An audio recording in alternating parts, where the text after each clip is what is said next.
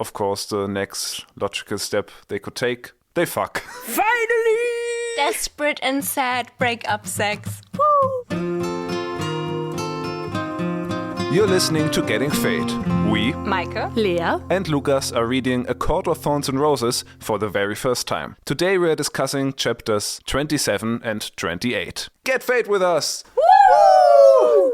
Welcome to the aftermath of last week's chapters. Ooh. I lied, it was 2 weeks ago. I'm sorry. Right. Well, what happened in these chapters? Lea, would you do us the honor? Because I think you have a stronger connection to these chapters than we do. The first chapter that we discussed was chapter 25. Yes. Okay. And there was a big party, a summer festival of some kind.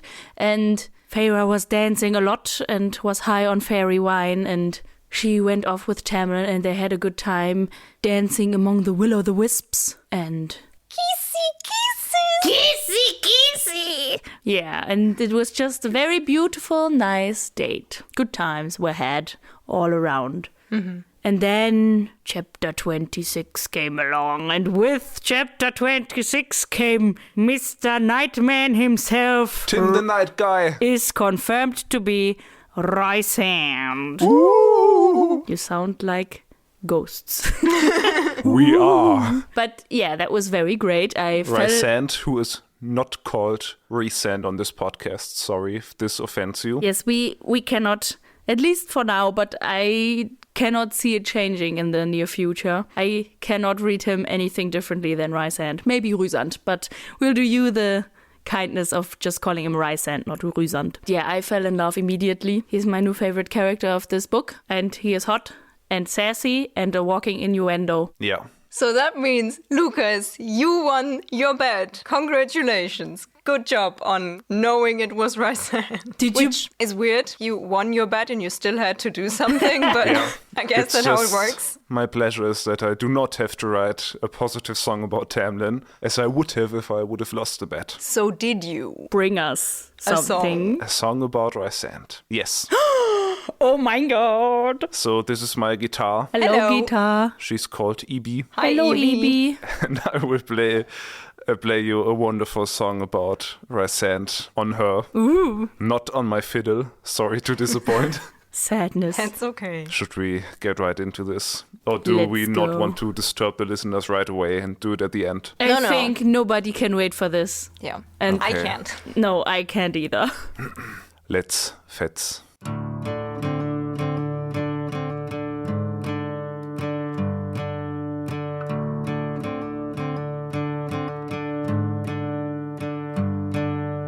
Molded by the night, black hair, short trim, dark and violet eyes, breaking hearts for centuries now. There's no need for dressing gowns when he's around. Take my hand, my sexy shadow daddy named Rhysand. He can make a high love bow, makes me wanna strip right now. Rhysand is in the house. In the house.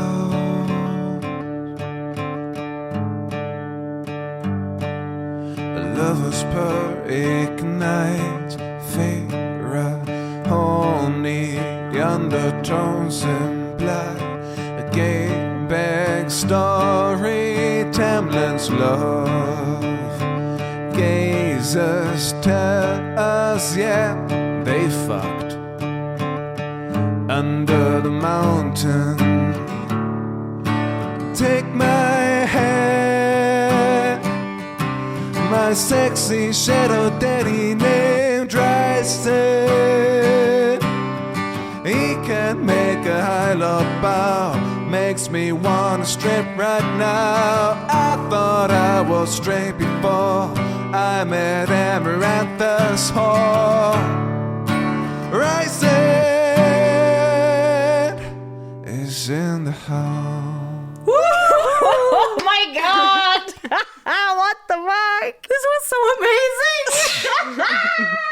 thank you. I put my heart and soul in it. If this book ever gets turned into a TV show, I want this to be his theme song when he enters the room for the first time. I don't care that it's like 2 minutes long. They're gonna play the full song. Yes, it was. I need the song on my phone right now. I can give you the recording. Yay. I loved how you put all the little things in it. Because we know so much about him already. Well, we know that he's sexy, and that he's dark, and that he's a whore. And that he has maybe a gay backstory. Ooh. We just accepted to be a gay backstory under the mountain. Should we then get into the meat? Yes, please. So after this amazing suspenseful scene that ended on like a really dire and suspenseful note, the first sentence in the next chapter is, I lay in bed. And I was like, is Sarah J. Maas gonna kill all the suspense again? Yes. So Feyre thinks about how she might have asked some important questions, but that would mean the plot could move forward. I mean, she was too distraught and let herself be ordered to her chambers by Tamlin. Yeah. I mean, we were hoping, like, now she will get into what is actually going on. No, she's just sent away and she does nothing about it. And while she's doing that, Tamlin is giving off big Kylo Ren energy. Yeah, you hear the furniture being thrown around in some roars of fury. I hate this version of Tamlin that doesn't communicate and talk about stuff, but just gets very aggressive and rages on. Like, bro, yeah, he's such an icky guy. Yeah, it's like, he has to let off some steam right now. Yes, because someone touched his girl. Ugh. This could have been a very good opportunity to like lay down his cards, tell her, hey, these things are happening. This is why you are here. You are part of this plot. I mean, through all these 2 chapters, we don't like get any indication that she has any importance being there. And Feyre should ask a million questions right now. But and I feel like the book is kind of mocking us because we do not get any answers. She thinks about like, she does not want to think at all about Rhysand, the Blight, Under the Mountain, or Amarantha. Well, at least she assumes that Amarantha is she. I mean, we assumed that as well, but I guess because Feyre assumes it's not like a confirmation, but like closer confirmation, I guess. Yeah, instead of asking questions, Feyre is just becoming a meme again. Oh, I couldn't bring myself to paint. Sarah J. Maas is kind of overdoing it with telling us that Feyre is an artiste. It's getting a bit too much. I can't take it anymore. I liked her character trait of liking art and doing art, but now it's in every fucking chapter and I can't take it anymore. And it's also like, it doesn't do anything with her character. It's just like randomly inserted these sentences like, I didn't know how I would paint this. This doesn't tell me anything except it's a special sort of situation. It's either especially bad or especially great and emotional. But the only thing this tells me is like, okay, so you're not very good at transporting your emotions via your art. You're right. Great. It's like as if she was a cook. And she'd be like, oh, I could never imagine what spice would fit this scene. Or how I could ever make a cake that would look like this person. It's just so random. Yeah. Just because she likes art. Not everything has to be her hobby. Meike. Huh? Art is inspired by life itself and by every facet of life. Yeah, but Feyre is not able to be inspired, apparently. She never really makes anything out of it. Everything she says is, I cannot draw it. I couldn't draw it. I will never draw it. Or she's too depressed to draw it. Which is kind of sad because, let's be honest, the best art comes from depression. When you're depressed. Okay, guys. And when you're down. No, but to me it kind of feels like Sarah J. Maas just popping in from time to time being like, guys, do you remember my protagonist is an artist? She likes to draw. Yeah. Seems to me like this is her only trait that makes her unique, and that's why she has to put it in again and again. But it doesn't do anything. I mean, like if we had more scenes where she would actually be painting, like these paintings that we have already seen from her, that are like abstract and reflect on the situations that she has experienced. Like I would find that interesting and would give me a chance to see how she views the situations that she has experienced. But no, she's just like, oh, it was too bad to draw. Meow, meow, meow, meow. That reminds me of myself when I was like 14 and I wrote stories, like probably you guys as well. And I invented one character and she didn't like chocolate. because I thought, oh, she's a special person. She doesn't like chocolate. And whenever food would be mentioned in a scene, her thoughts would be like, oh, thank God it's not chocolate because I hate chocolate. And I thought I was so clever with that. Nice. I mean, yes, so it would be relatable for Sarah J. Maas to write this all the time, but we have to remember Sarah J. Maas is not a 14-year-old kid, and Sarah J. Maas, I assume, has editors. I hope so, but And I'm not sure anymore. If not, Sarah, if you're hearing this, we'd like to apply. Lukas wanted to be an editor when he was like 14. He would be great for the job. Yeah, that's true. That was my dream job because I liked to read back then. And I actually read back then, and I didn't need a book club podcast as an excuse to pick up any book again. I think at that age I was like, I want to be an author. I don't think I knew that like an editor existed as a profession. I mean, it was not, I think it was my dream for like 2 days. And then my teacher said, oh, that's nice, you'd have to study literature for that. And I was like, no. Anyways, after a while, Tamlin finally calms down and visits Feyre in her chambers and sits on her bed. La la. And actually apologizes. And then Feyre lies. It's fine. What do you think he apologizes for? Like just everything, or that he wrecked the house? I think he apologizes for the situation. He doesn't apologize for anything he did. He's just like, I'm sorry. Something weird happened at breakfast. Yeah, I think so too. And then I thought, like, surely Feyre has to have some doubts and some questions. Because Rhysand basically straight up told her, Tamlin is withholding information / actually lying to you. And she does not even think about that. And that was just so frustrating to read. Because I was like, yes, doubt him. Don't just fall for him. And it does not even cross her mind. Yeah, it's like she totally forgot about it. And for a second, I kind of thought maybe Tamlin took it out of her mind.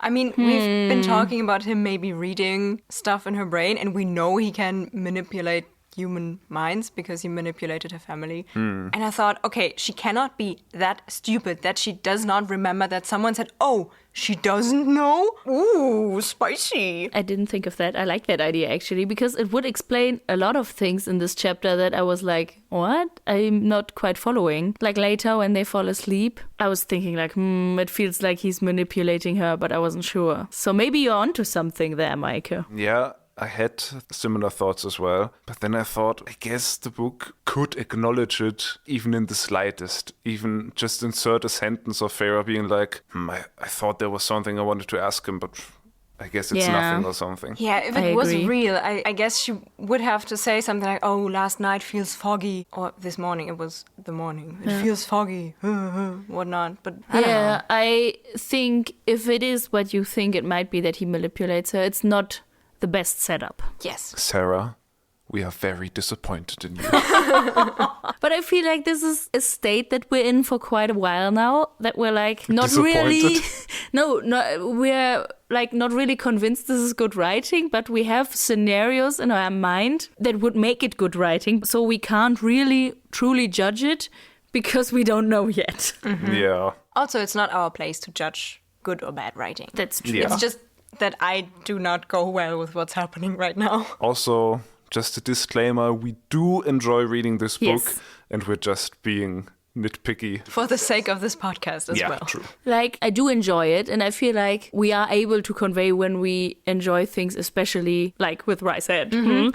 But like, this was so great, and I feel like there's a lot of like ups and downs going on, and like this was so I love this, let's keep this energy going, and then the energy goes like, no, I don't know anything, I don't want to ask anything, and I feel like that's more the disappointment that we're feeling right now. It's not like that we're like, oh, this book is shit, I don't want this anymore. It's more like, I want to keep the good parts. Yeah, I feel like Sarah J. Maas has a weird way to kill off her own momentum whenever she builds it. Well, and then, before we continue, I just want to tell the story of what Meike told us after we stopped recording last episode. She was like, Oh, guys, I forgot to talk about it in the actual episode, but I had this weird prediction that maybe he's even gonna send Feyre home again. Wouldn't that be something? So, well done, Meike, even though it's not on the record. Thank you for telling the world that I was right. I was so disappointed. I opened the book and I think it's on like page 3. He's like, I'm sending you home, Feyre. And I was like, what? No way, that's actually gonna happen. Why did I say it? I have to say I didn't see that coming at all. I mean, when you said it, like after the recording, I was like, oh my God, that would be so insane. You're right. I was talking about more as like a joke. Yeah, I think you said like, I didn't mention it on the podcast because like that's too out there. And I mean, our predictions are getting so wild and I didn't want to like go completely off the rails. Well, here we are off the rails and going backwards, I guess. It's quite the interesting development. Yes. Consider my expectations subverted.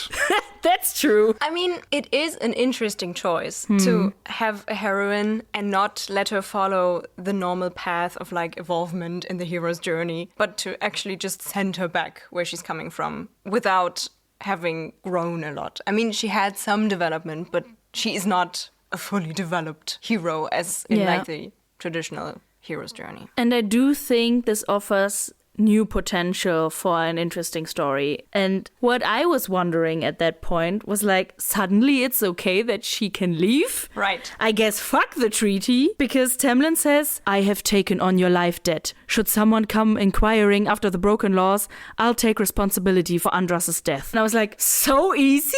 What? Couldn't you do that before? Yeah, he could have just let her leave. Obstacles that were there before are just like taken out. And then I was like, is this like a lazy solution, or is this like he didn't want to let her leave because like he needs her, but then he doesn't, and yeah, I don't know. We're in the same scenario again. We think this is weird, but if this is intentional, it might actually be good writing. Or maybe in the beginning, I mean, he said like, oh yeah, I was thinking about sending you away. Maybe he was thinking about letting her go home, but he didn't because he was selfish and was like, she hot, I like her. How is it gonna help sending her back? I mean, he says, see how I can't even protect you here in my own home. But if she's very far away from you, in a land where no one possesses any magic, except the people maybe wanting to hurt her, isn't that a much more dangerous place than your home? It feels like a weird decision because, yeah, she gave a fake name to Rhysand, but I feel like it's not far out there that he could track her down. I think this is like a very usual trope that like the hero goes like, no, we cannot be together because the villains are going to use you. But when they were established as an item before, like how much is this really gonna change? So yeah, but maybe Rhysand will keep his word, and if they go to Amarantha like the three of them, then Amarantha's like, oh, take mine to break. But if she's not there, then Rhysand keeps his promise. Yeah, she might never know of her. But that would be a very boring story, so I think Amarantha and Feyre will probably meet. Yeah. This all just kind of feels like Sarah J. Maas is playing peekaboo with us. Because like she is the POV character. Obviously, we know that she's not just gonna live her life in the mortal world now, but will go north. At this point, we don't even know. The story is now gonna be Bridgerton. Yes, please. I also like in the vein of him saying, oh, I can't protect you, blah, blah, blah, whatever. I had like new thoughts or maybe a new confusion about the Blight, because he says, I can't even protect myself against them, against what's happening in Prythian. Even if we stood against the Blight, they would hunt you down. She would find a way to kill you. And I mean, she, obviously, Amarantha probably. But it kind of reads to me like I don't think so actually, but it kind of reads at this point like the Blight are people, or an equivalent to the people that are his enemies. And I was confused about that. Maybe Amarantha and Rhysand are just in cahoots with the Blight. I mean, we had that thought before, that because they are not affected by the Blight. Yeah, that they are just working with the King of Hybern who sends the Blight. They have an alliance, so they are not affected by the Blight. Maybe he means if they get rid of whatever makes Amarantha and her court strong, which in this case would be the Blight, they still would not win against her. Because they are too many and too powerful, probably. Yes. Okay, yeah, that makes sense. So I guess it makes sense in a way that Tamlin is sending her home because he wants her far away from this powerful monster. I guess. But Feyre is not amused, and the way she expresses her unamusement is so funny to me because she goes, "It's not my home. It was hell." What? Yeah. She sounds so brainwashed already. Yeah, I was just like, Jesus. I mean, cut her some slack. Her home was not great. Her family sucks, and we have talked about it so much.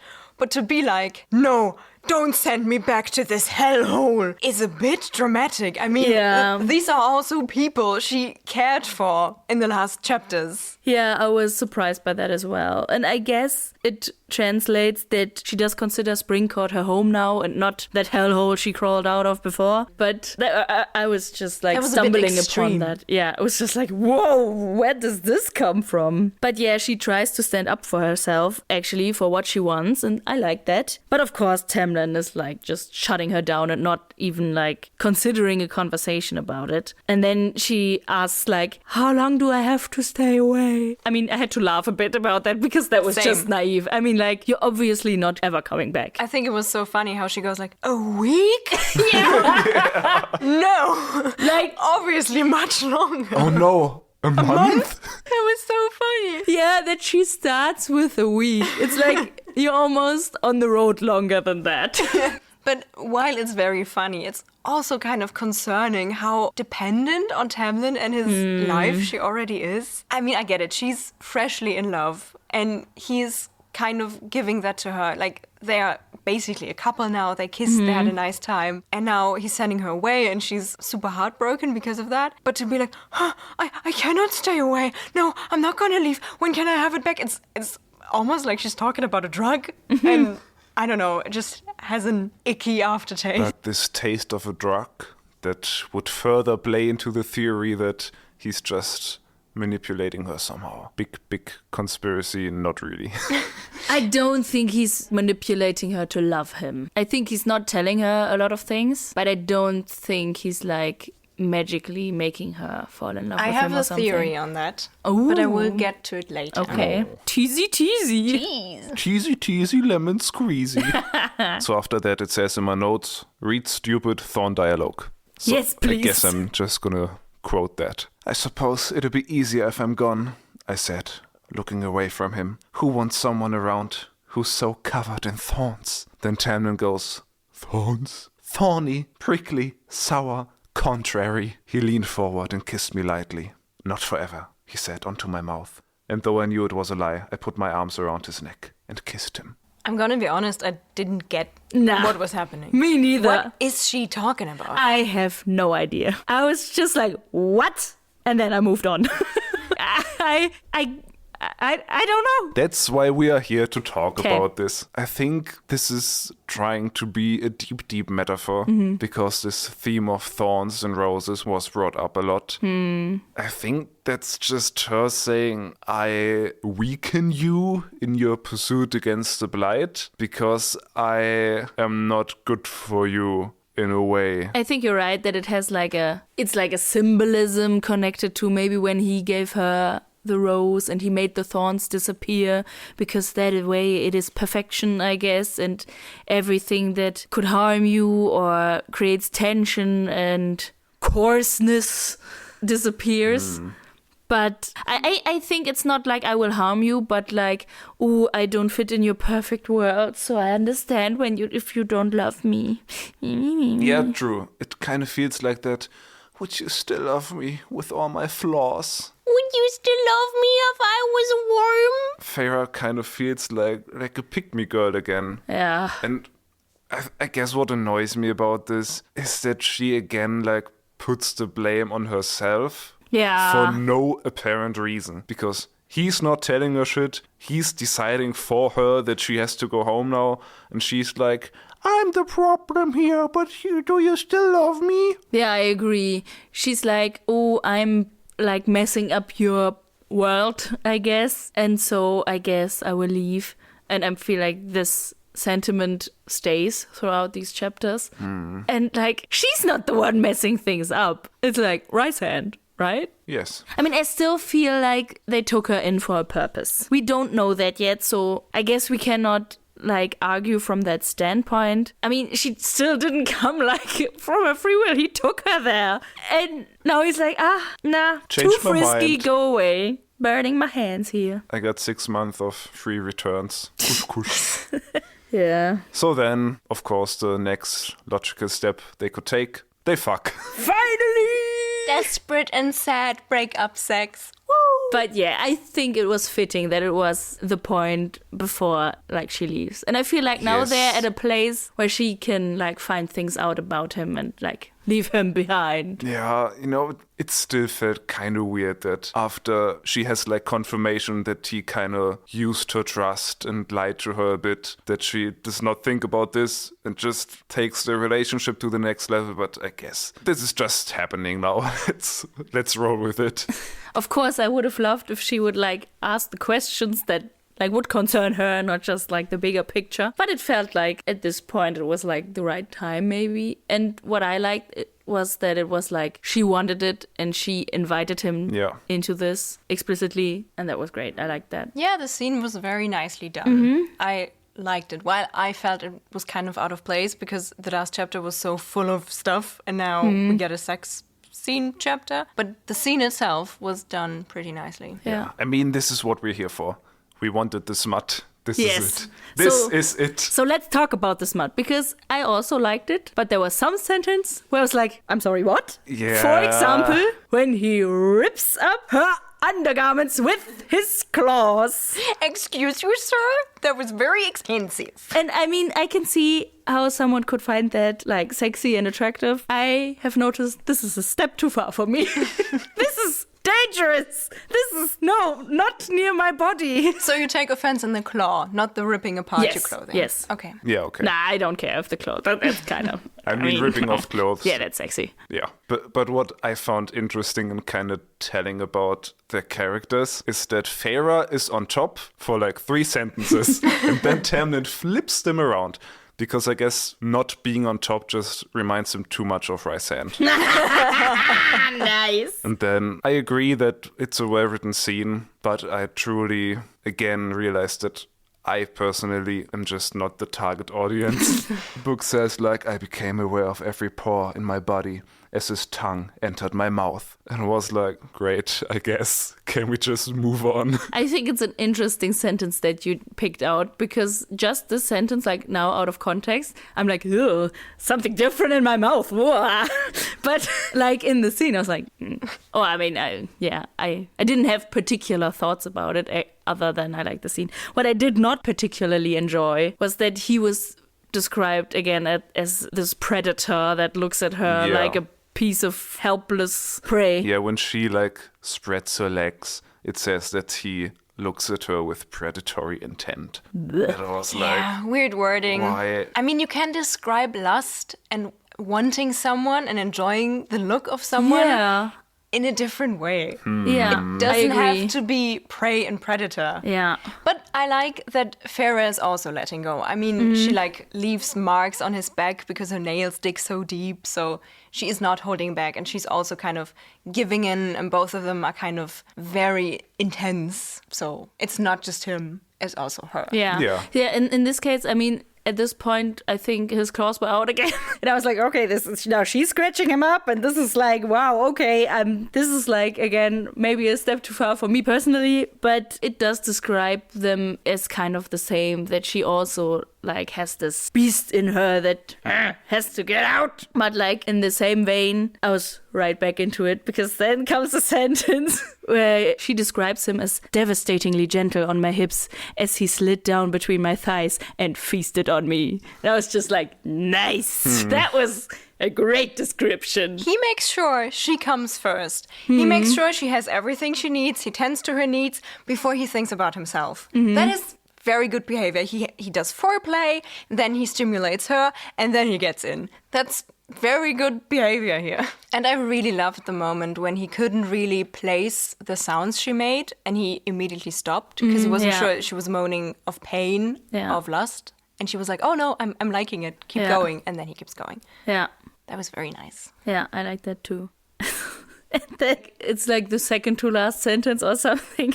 And she's like, a slow thrust that had me splintering around him. I was like, lol, what? That was so funny. Splintering around him. But overall, like a nice scene. I like the part where she says, like, I watched his gaze travel to my bare breasts, peaked against the chill night. Sure. The chill night. And then they cuddle and fall asleep together afterwards. And then they fuck again. Yeah, I think, like, after that, he expresses to her that she actually has to leave, like, the first thing the next morning. That's fast. But here we are. And then, like, he wants to leave, I guess. And she's like, no, stay. And then he's like, if I stay, you can't keep your hands to yourself. But he stays anyways. But then she falls asleep. And at this point, I was like, ooh, is there some manipulation going on? Because it implies that both of them know, okay, if he stays, we're gonna do this all night, which, like, fair. But she doesn't. She immediately falls asleep. And she's like, oh, I'm like, where does this tiredness come from right now? But yeah, I'm like, I'm not like convinced. I was just like, this could be like, especially when you said maybe he's fiddling in her mind a bit. So this could be another indicator. So no need for sleeping pills when you're with Tamlin. That's not like a positive trait in either direction. No. Either he's boring or he's drugging her. But apart from that, how many fairy STDs does Feyre have now? Did they use any protection? I mean, we know imagine. that Feyre does not take, That's true. a potion. Oh God, do you think that's where the story's going? I hope not. I have If she's this going thought, home and then she's pregnant? No, I don't want this. I feel like Oh no. the book, talk, tube, Instagram, whatever community is very sensitive about pregnancies in books. I see so many posts where people highlight as like a trigger warning when a person gets pregnant in a book. Okay. And I don't think I have seen this book in there. And also, I feel like it would be talked about much more. So maybe I can assure us, I don't think it's gonna happen. I hope it's not gonna happen. Maybe Tamlin is just a magical boy that can go like, no. I mean, he told us that fairy children are very rare. That's true. And we don't know what happens when Fae and human do it. That's true. If that could result in a human baby, in a Fae baby, or half Fae, half human baby. So maybe it would always result in a Fae baby, and they are so rare, he doesn't even care. Yeah. rhymed. If they are two different species, then, like, biologically, in theory, they wouldn't be able to reproduce. Oh, but I think they would. Yeah, I also But think just so. because we have this Feyre's half-Fae theory. That Yeah, I we don't think really so believe in anymore. And Lea, now looking back, what do you think about your big theory you had that Tamlin is her dad? I mean, I have abandoned that theory a while ago, so I wasn't that creeped out by it, I guess. I do not think, and I really, really hope he is not her father. Really? Yes. Oh, Jesus. No. Just imagine where No. this story would go. No. So, before the chapter ends, another milestone is reached. Ooh. Because something very important happens. He says, How romantic. Tamlin, you poet. I have never heard such romantic words before. he says, I love you, thorns and all. How sweet. I guess. Okay. But Feyre does not say it back. Because she falls asleep. Yes. Remember that. I will talk about it at the end of the next chapter. Do you think her going home is just a dream? No. Okay. Oh my, you're dropping ideas here, and I'm not sure I should discount them anymore, because I feel like everything's possible right now. And at the end of the series, Feyre wakes up in the cupboard under the stairs. So Feyre sleeps, has a good old sleep, and when she wakes up, Tamlin is gone. Sadness. Not a good move. Rude boy. Well, let's get into chapter 28. The next morning, Alice dresses her in some wealthy mortal fashion, which I found interesting. Suspicious. Because why do they know what mortal fashion trends look like? Oh, I didn't think about that. I just assumed that, okay, they know she's supposed to have lived with, like, her wealthy aunt and has to look the part. I thought it was interesting because it kind of feels like they at least have a grasp of what's going on in the mortal world. Well, they do. We know they have patrols in the human world. Andras was patrolling the human world. I think Andras was an exception. But we also know that, like, sometimes mortals cross the border and are, like, either captured or kidnapped. So I guess they do know of the mortals. Yes, but that doesn't happen very often. And I guess mortal fashion changes. I guess that's a possibility. I actually found more interesting the way that it was described as something like foreign and unusual and uncomfortable, because this implies to us that Feyre is going somewhere that she doesn't want to be and that she doesn't belong. Mm-hmm. Again. Yeah. And I feel like where she lived in the mortal world, she like just wore her casual stuff that she wore in the forest that was practical and I guess comfortable. And then she came to the fairy realm and was supposed to wear like these glamorous gowns but didn't want to and just wore a tunic, which was also like comfortable and practical. And then she opened herself to like fancy fae clothing and reached a point where she just like fit in with the fae, and now she has to wear like something that is like, ew, no, I don't like it. It feels like restricting and wrong, and it tells us something, I guess. At this point, she's just being shipped around at someone else's will all the time. It's kind of sad. Like a parcel. Yeah. And that's why she's like bound up in a corset. Yeah, but what I found even more interesting is what Lucien remarks about the clothes. Never mind. Because he says, these clothes are enough to convince me I never want to enter the human realms. And I know this is like a tiny little mini conspiracy corner, but to me that read like maybe some foreshadowing that we will actually see him enter the human world. Oh, I would love that. Samesies. Yes. This is now the end of my conspiracy corner. I have no further thoughts. Just wanted to comment on that. Yeah, I have thoughts to a sentence he says like later, or like the next sentence he says, because he like looks angrily at Tamlin and then back to her and says, I thought you were smarter than this. And first I thought he was saying this to Tamlin because I like didn't catch that he was looking back to her. But he is actually saying this to Feyre, and I didn't really get what he wanted from her. Like, did he want her to convince Tamlin that she should stay, that he wouldn't send her away? But then how is she supposed to do that? Is she smarter? Like, how is she supposed to act smarter than this? Maybe if she would ask what is going on, or if he would tell her what is going on. And, I mean, I didn't think it at the time, but with your indication, maybe he, like, erased that question from her mind. I mean, she doesn't know how to answer this question, and we don't know what to do with this question. Conspiracy thickens. But yeah, Lucien is definitely not happy about her leaving, and he is mad at Tamlin. Yeah, I have thoughts about the next sentence he says. Oh, well, it's not a sentence.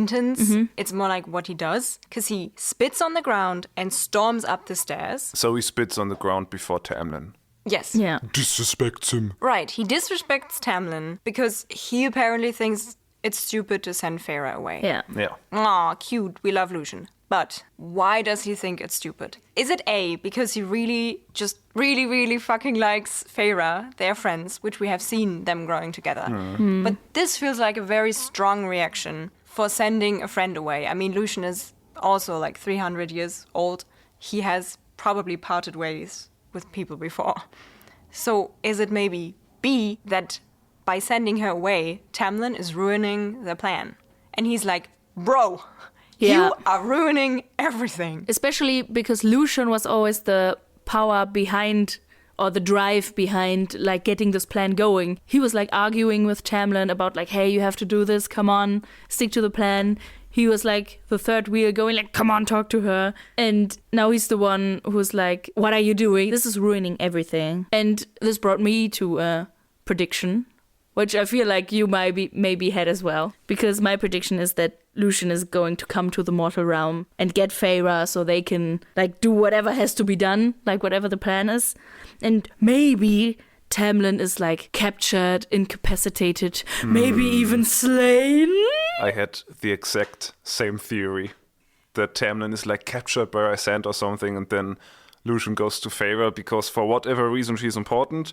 and then they can have a nice adventure. Yeah, and I mean, we already had this thought that the two of them might like trek through Prythian and have their adventure. And I would love that. That would be awesome. Yeah, I feel like there is strong potential here for this to happen. We will have to see and read. Woo! So what I also found interesting is that Feyre just gives all of her paintings to Tamlin. Well, what was she supposed to do?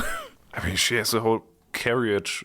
Like, she could take her favorite paintings. But do you guys think that she takes her, like, painting supplies, that she will keep doing this hobby? Maybe. Or is she just too depressed now? I mean, she says, like, I didn't have much to pack. But when she arrives home, there's a lot of luggage. And she's like, ooh, Tamlin packed me stuff. So maybe because he is a thoughtful man, he put in her stuff. Her painting supplies. Or maybe he didn't. Maybe he put all her paintings in there so she would never dare to come back. I mean, it would be sad if she just abandons this hobby. It would be good for us if I just wanted to say, if she just gives a painting, I could actually live with that. would just stop thinking about this fucking painting all the time. But for her character, it would be like, it would make me kind of sad. Yeah. Then Tam again says he loves her. And again, she cannot bring herself to say it back. Okay. Conspiracy this is where corner. I come in. Those two chapters are linked by the whole I love you thing. And 2 times she does not say anything. And it is so ominously written in this chapter that I just had to put a lot of thought into it. Because when he says I love you, she says, I should say it. I should say those words, but they got stuck in my throat because ... And what follows is not important. And then the end of this paragraph. So I said nothing as the carriage moved, and I did not look back as we passed through the manor gates and into the forest beyond. So not only does Tamlin say I love you twice, we don't see his reaction when she doesn't say it back. And I think him sending her away is like a last straw for him to make her say it back. He's like, okay. Rhysand has entered. We have about 2 days left before anything incredibly bad happens. We don't know what. I need Feyre to say I love you because this is a fucking retelling of Beauty and the Beast. I'm sold on this now. We've talked about thorns so much. So he needs her to be like I love you, and he needs her to mean it. So he sleeps with her, and maybe he meant it. I mean, he was gentle and all. I'm not saying he manipulated her. He was like, okay, I'm going to sleep with her, and then I'm going to say I love you. And maybe she's going to say it back. She didn't. We didn't see his reaction. And then he's like, okay, I'm going to make her leave. And when people leave, they say goodbye. And when they really like each other, they say, I love you. And then she will be like, I love you too. And then the curse will be lifted and everyone will be happy. But she didn't. So they have to get her back. And now I'm following your idea that Lucien or Tamlin will take her back. Or Rhysand. I think this I love you has to mean something. She will have to say I love you in this book again. And she will or won't. I like what you caught. And I thought you were going in a completely different direction. Because the way you put it out there, it seemed to me like, I guess, foreshadowing kind of, that he is not the one for her. Because she doesn't say it back, she doesn't know why, and now she's leaving, and she doesn't look back because she's like, okay. I mean, at this point, she's not like, okay, I can leave this behind. But as a character journey, she can now move on to someone more interesting, hopefully. Rhysand. Yes, please. I really like your theory. This did not cross my mind, but now that you laid it all out, like this whole Beauty and the Beast parallel is there. I take your word for it. I have no idea about Beauty and the Beast, but I like this theory. Yeah, it would also be a kind of cheesy gimmick that she has to say those magic words, I love you, for something to happen. But I see Sarah J. Maas doing that. My only problem with my own theory so far is that in Beauty and the Beast, spoiler alert, the words I love you have not just a cheesy meaning, but it kind of makes sense because the prince is very self-centered and kind of destructive, and then a witch transforms him into a beast, and he now has to do good because the only way to lift the curse is by someone meaningfully saying I love you. So the curse will be lifted. Here, I don't really see why her loving any Fae, or especially Tamlin, would make a difference. I don't see how something in the Blight could have the clause, if a human ever tells you they love you, the Blight is gone. I mean, it would also make sense that Lucien is mad that he's sending her away because, like, you still have 2 days. You can still, like, get it out of her. But yeah, that would be applicable to anything that she's supposed to do. So. But now she's gone. At least we'll see the wall, right? She will have to cross the border. That's what I thought as well. When she leaves and the first sentence after like a break in the chapters, I fell asleep again. And I was like, fuck you. Yes. Just show me this wall. At this point, I think she maybe has no idea how this fucking wall works. I agree. I couldn't. Like, I was like sad that he sent her home. I was like, really? This feels so much like going backwards. And then like they start driving and I was like, ooh, that means she has to cross the wall. I'm going on reading. Of course. Well, she falls asleep. That's why she does not see the wall. If it ever comes up, it has to be so damn special. Because I waited so long for it. In the end, it's just some fence. I mean, I guess this means that for some reason Tamlin cannot have it that Feyre sees the wall. Either that's a big conspiracy or Sarah J. Maas is lazy. He could also just be taking precautions so that she doesn't come back. Yeah, could be. I think this becomes an obstacle that they will have to overcome when they track back to Prythian and have to like secretly sneak in. And that's when the wall is revealed to us and not before. When we finally have the dream team squad force, Lucien, Feyre, and Isaac. No, Lucien, Feyre, and Mahogany. And Isaac. Oh, that would be awesome. Isaac would just die. Come on. As if he would survive in Prythian. Come on. He's just some dude. Don't disrespect Isaac. Well, speaking of Isaac, where Feyre wakes up is not the place where her family lived before. So maybe no Isaac action now that she's back. No. But for now, she wakes up and she drives to a huge chateau of white marble, almost as big as Tamlin's mansion. Dayum. Yeah, her family's rich now, as Tamlin promised. Yeah, he really meant it when he said they are taken care of. That also just feels like Fae money is just worth so much more than mortal money if he can just buy this fucking mansion. I don't think he bought it. I think he gave them a lot of money and then her dad bought it. Yeah. Don't we find out what happened? That some guy came to their house and was like, I want you to invest my money. And then her father did, and it went really well, and he got a lot of money out of it. With Tamlin investing the money in shit, I just had this in my mind that he came there personally as some sort of businessman and was like, invest my money. And this is just a very funny picture in my mind. I also love how this family has no sense of what is shady and what is not. This man got his leg broken because he fucked around with too much money. Some random person comes to his door and is like, invest my money. And he's like, well, sure, let's go. And also his missing ships that were supposed to be sunken returned. What, 10 years ago? That was so funny. They were just found in Bharat.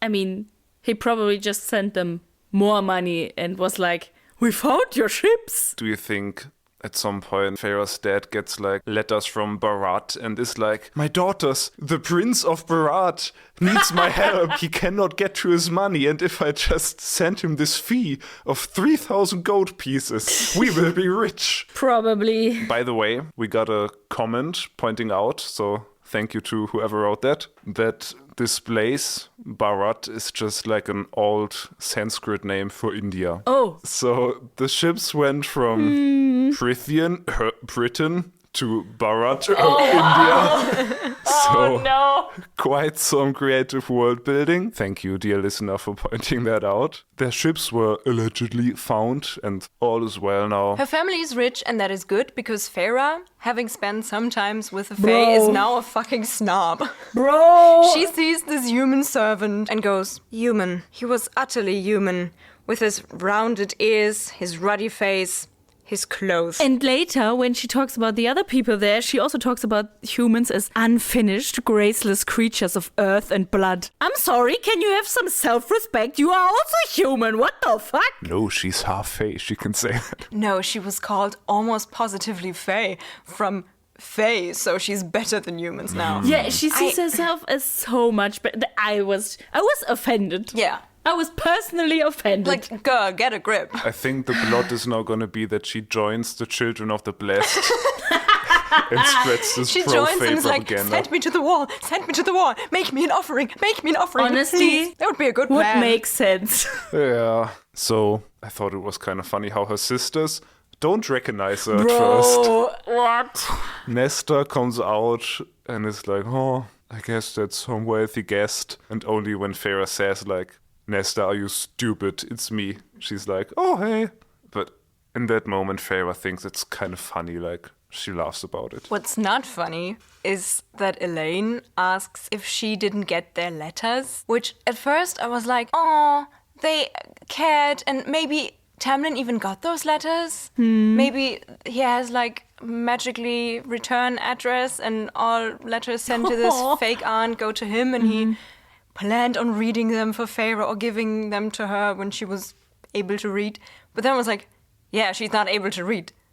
Do they know that? Did they forget? This family fucking sucks. Yeah, it felt like a stab in the heart. Yeah. Like, truly. The way Feyre says it, very, like, resigned and, like, didn't they even know I can't read? Or maybe they forgot it in the time I was gone. I was just like, sad. Yeah. I mean, I didn't actually write it down, but now with a little bit, like, reflection time. Like, Elaine is very bubbly, again, fitting her personality. And Nesta is kind of closed off, and I feel like Feyre reacts interestingly, and she's like, she's like elevated above the other humans like me, and not like, I don't know. Thank you for pointing that out, because I think it was way back in like episode 2 or 3 where I kind of spoiled you that you might maybe need to keep an eye out for Nesta. I thought from what I might have read in other books that she might be important in the future. And ever since I did that, I almost felt kind of bad because I thought maybe I was taking away some kind of surprise because Nesta does not feel very important in these chapters. No. But in this chapter, every sentence written about her is so suspicious. I'm just gonna read one where it's like, I'd forgotten how cunning her eyes were, how cold. She'd been made differently from something harder and stronger than bone and blood.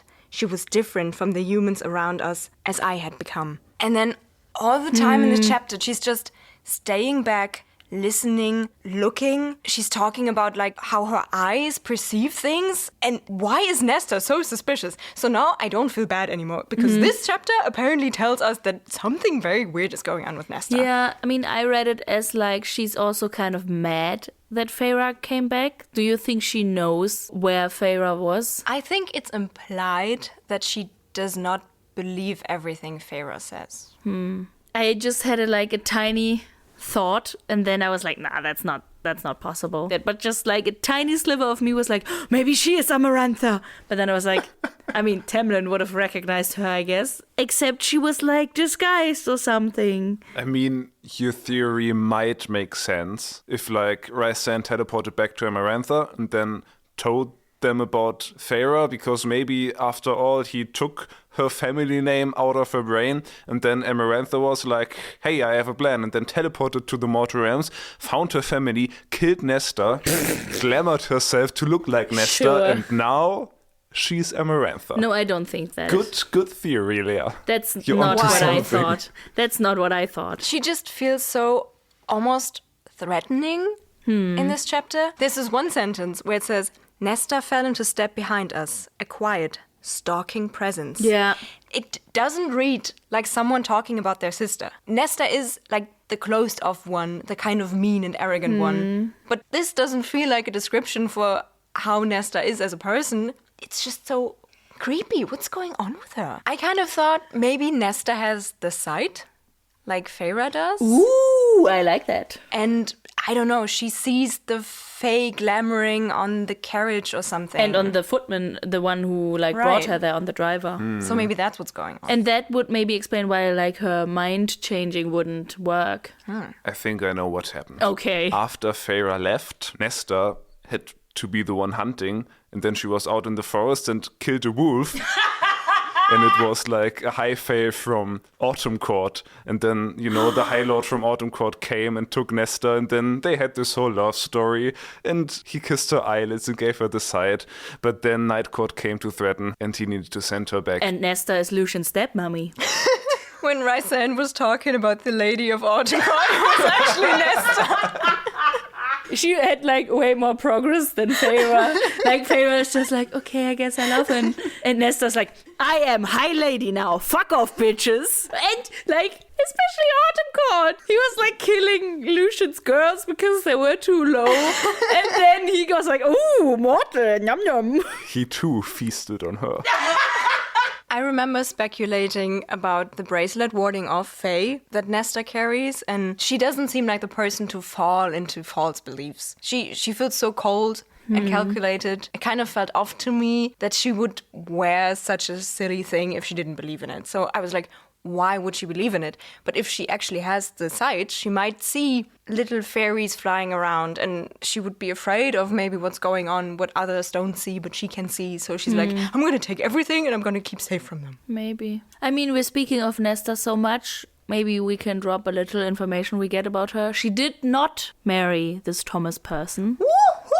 Thomas Mandrake. Mandrake? I think it's Mandrake, who I think she just wanted to marry because... He's the woodcutter's son and he is well off. Yeah, he's well off. I think that was it. He wasn't even well off. That's why Feyre didn't want them to marry. But she was I love him! I don't know. It was for love, I guess. But Feyre was no, his dad hits his wife and... he doesn't say anything. When that was the most problematic person in the story. Good times. Good times. What leads her to think she isn't married to him? I don't know. Probably because he doesn't stand next to her. Yeah, Feyre has the magic side that she can see when someone's not married. I mean, that's what she does with Alice. Oh, right. She says, I glanced over my shoulder at Nesta, who watched me with a careful blank face. So she hadn't married Thomas Mandrake after all.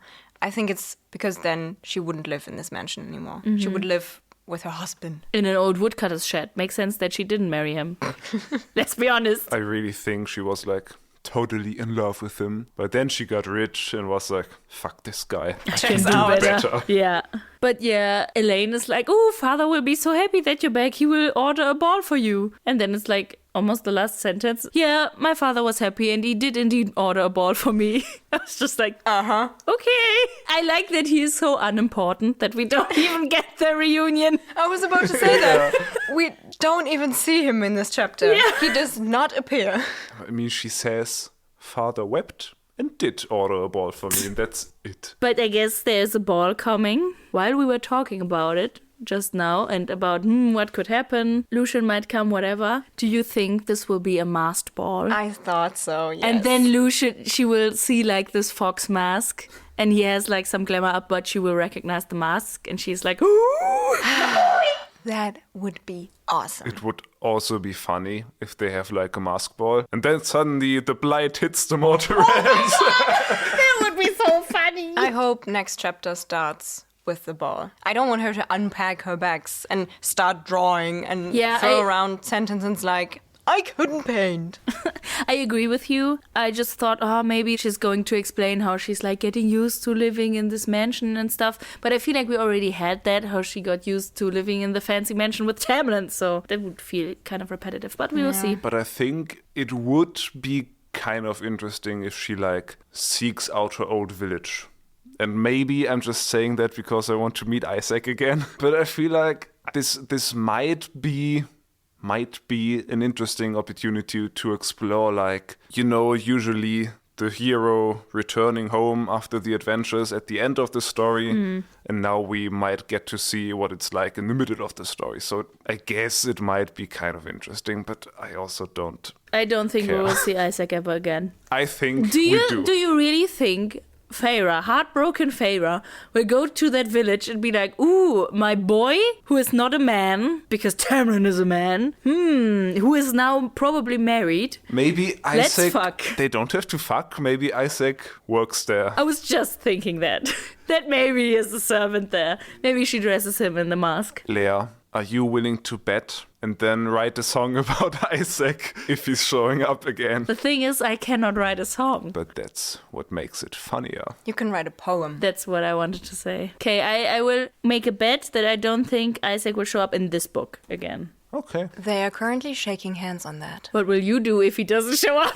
I think this podcast has had enough songs, and I will just do nothing. Okay, sadness. But yeah, I think chapter 27 started with not just a bit, but like a disappointment. She doesn't ask any questions. We don't get any answers that we were hoping for. But I feel like the situation she is in right now is a very good setup point for like a next step that could be very interesting, except if she just stays there and does nothing. Are you saying that maybe now we are at a point where the story might become a story? I actually think we have already crossed that threshold when Rhysand showed up. That's what I thought too. And then this happened. And we cannot forget, we kind of have a conflict. It's not very explicit, but there's one thing that was the theme of Prithian, because the Suriel said, stay with the High Lord and you will be safe. Yeah. And she is now not longer with the High Lord. Maybe she should have told Tamlin that before he sent her away. Be like, oh, do you know the Suriel said I should stay with you? Guys, just one note on this whole stay with the High Lord thing. She now knows 2 High Lords. I thought so too. It doesn't... Which... Ooh, I like this. The Suriel never clarified which High Lord. But maybe now she's also staying with the female High Lord, Nesta. So yeah, I have to say I'm not like overly like disappointed at this point. I'm like, okay, this is not where I thought the story was going, but that's like not a bad thing. I'm really interested in how this is going forward now. Yeah, same. I have the urge to pick up the book again. And maybe you listeners at home might have the urge in 2 weeks to tune in again to Getting Fae'd. That would be nice. And if you need something to pass the time in between, you can check out our socials where we have some highlights. And on Instagram at Getting Fae'd Pod, we also have some memes and some outtakes. And on at Getting Fae'd Pod on TikTok, you can also watch some highlights and send them to your friends. Woo! And if you might not be in the mood for a podcast, you can check out this wonderful song Lukas wrote about Rhysand and listen to it on repeat. We will probably upload it on our Instagram and TikTok. And we're always happy when people tell us little info and fun facts about the story, like the story about Bharat being India. So keep that coming. You can slide in our DMs, but please don't send any spoilers. Thank you. So, I guess we will see you next time when we are Getting Fae'd!